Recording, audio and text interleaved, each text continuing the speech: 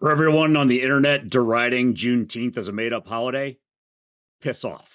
Hi, I'm Nick Charles, and welcome back to the Rule of Law Brief.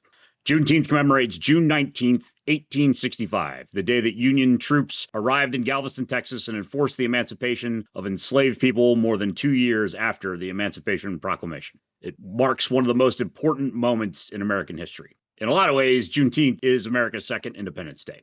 The 4th of July celebrates the birth of the United States and the declaration that all men are created equal. Juneteenth celebrates one of the most important steps America ever took towards living up to that promise. Not perfectly, not completely, and certainly not all at once, but it was a turning point. And if you think slavery is ancient history, you are dead wrong.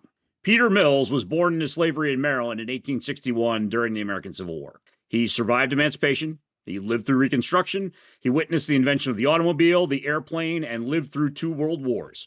He also saw the civil rights movement unfold and watched Americans walk on the moon. He died in Pittsburgh in 1972. 1972. There were American slaves who lived until 1972. There was a man who was born into slavery in the United States who lived long enough to watch Neil Armstrong walk on the moon.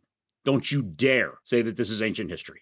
And after slavery came nearly a century of Jim Crow, segregation, disenfranchisement, and state-sanctioned discrimination. Which brings us to a distinction that still matters today. There is a Grand Canyon-sized difference between de jure equality and de facto equality. De jure equality means the law says everyone is equal. And we got there a ways back. De facto equality asks whether people are actually experiencing equal opportunity and equal treatment in the real world. And we haven't even gotten there yet. They are not the same thing. And too many politicians want to pretend that they are.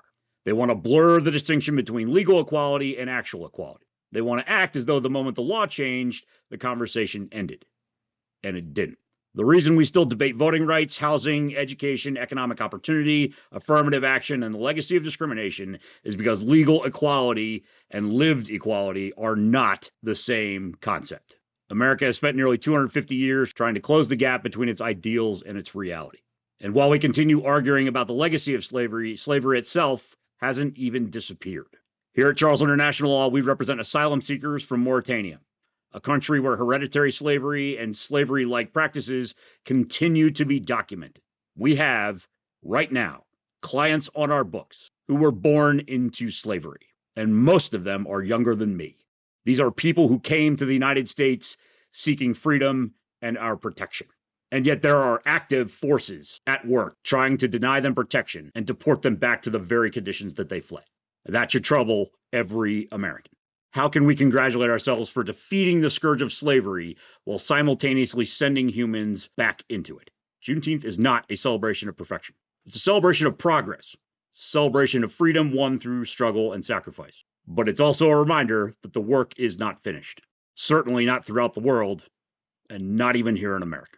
And we cannot rest while there are still people seeking freedom who are asking us to live up to the ideals we claim to represent. Happy Juneteenth.